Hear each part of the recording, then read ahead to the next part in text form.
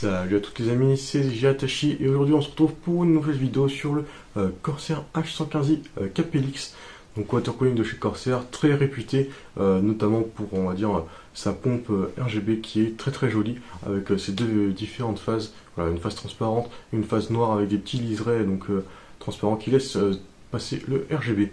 Donc ouais, moi je suis la version 115i, ça veut dire que une version 280 mm. Pour ce watercooling, vous avez différentes versions, 240, 180, 360. Donc voilà.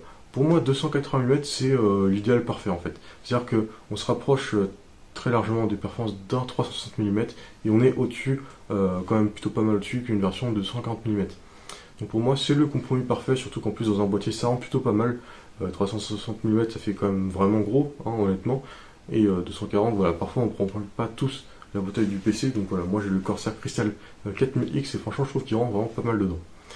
Donc c'est un watercooling que j'ai payé au prix de 150 euros sur Amazon.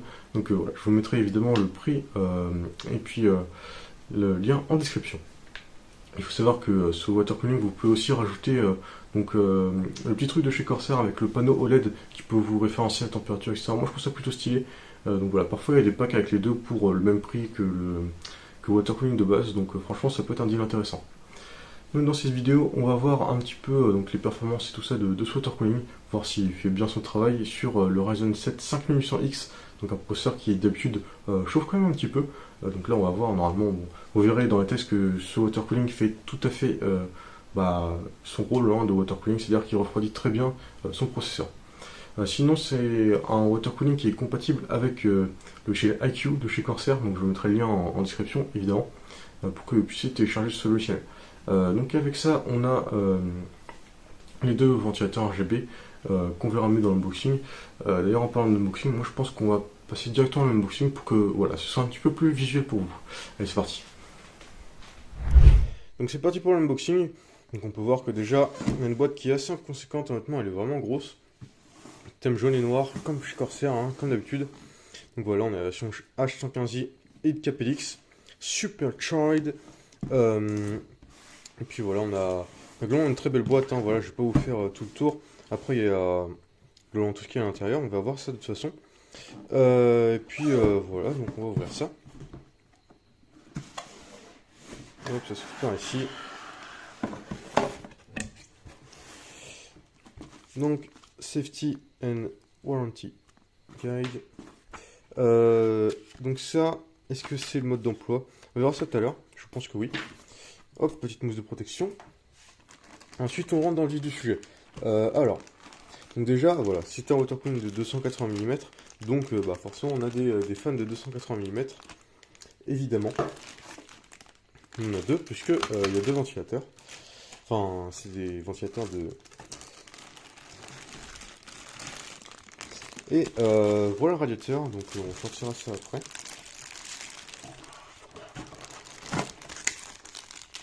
Et la pompe.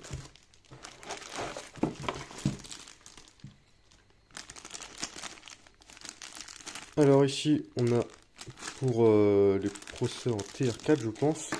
TR4, ça doit être ça. Voilà, AMD M4, donc ça c'est ce qu'on va utiliser. Et ensuite, Intel, voilà, pour les possibilités. Alors ensuite, on a un petit sachet de vis, tout simplement. Donc voilà, on verra à quoi ça sert après. Ici, on a le petit hub Corsair. Donc voilà, alors moi j'ai déjà un boîtier Corsair, donc je sais pas si j'utiliserai honnêtement. Et là ici on a la plaque, la plaque comment dire translucide pour mettre le water cooling, enfin pour mettre le rétroéclairage du water cooling. Donc il y a deux plaques différentes, donc il y a la noire que vous avez vue juste avant sur water cooling et puis celle-là. Et on a une petite clé Allen, d'accord, donc on va sûrement en avoir besoin. Pour l'instant je vois pas de de pâte thermique, donc on va voir ça. Ici on a le hub RGB tout simplement, donc il y a une partie pour brancher vos ventilateurs et une autre partie pour tout simplement brancher vos câbles RGB. Donc voilà, il me semble que c'est spécifique à Corsair, ça vous peut pas mettre autre chose dessus. Donc voilà, ça je branche comme ceci avec du SATA, et puis je sais pas c'est quoi le nom de cette prise là, mais c'est branche, c'est une prise USB tout simplement. Voilà, donc à brancher sur la carte mère tout simplement. Donc voilà les ventilateurs déballés. Donc voilà, c'est quand même assez gros. Et puis donc là voilà, forcément il y a deux connexions. Donc voilà, une pour le RGB et une pour le ventilateur. Si on fait une comparaison avec un ventilateur de 120 mm, voilà, parce qu'on ne se rend pas forcément compte à la caméra, mais c'est quand même beaucoup plus gros. Voilà. Donc voilà la pompe. Voilà, elle est plutôt sympa, hein, moi je trouve à vue d'œil. Voilà, un petit plexiglas pour donner un petit peu de diffusion de lumière. Donc la pâte thermique est déjà pré-appliquée dessus. Donc ça c'est plutôt pas mal.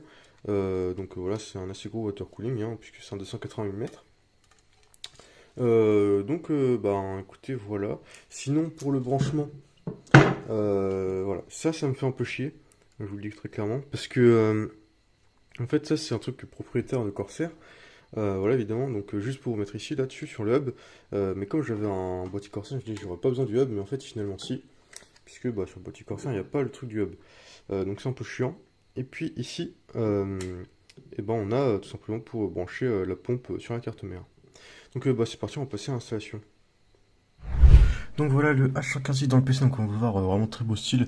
Donc voilà, je vais pas vous montrer tous les trucs RGB qu'il y a dessus, hein, parce qu'il y en a vraiment des centaines de milliers, hein, j'ai envie de dire. Donc franchement, il est vraiment très très bien, voilà, il passe parfaitement dans ce boîtier. Et voilà, donc ce que je veux dire, c'est que en fait, le contrôleur RGB, en fait, autocooling, vous êtes obligé de l'utiliser. Voilà, vous pouvez pas le mettre directement sur le boîtier, même si c'est un boîtier Corsair, en fait, il faut vraiment utiliser le contrôleur adapté à ce water cooling.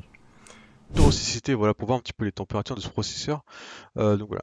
Moi j'ai fait tourner OCCT pendant un peu plus de 30 minutes, voilà, donc j'ai fait deux tests différents, donc comme vous pouvez le voir, au maximum on était vers voilà, 80 degrés environ, donc voilà. Comme je le rappelle aussi, j'ai un H115i de chez Corsair comme refroidissement.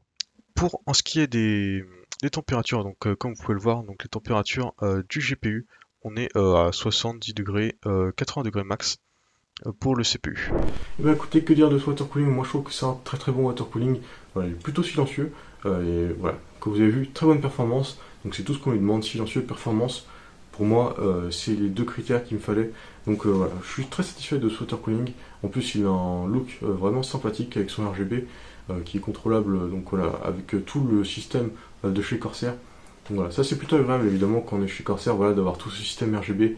Donc voilà, c'est beaucoup plus simple pour synchroniser que si vous avez un truc de chez Asus, un truc de chez Gigabyte.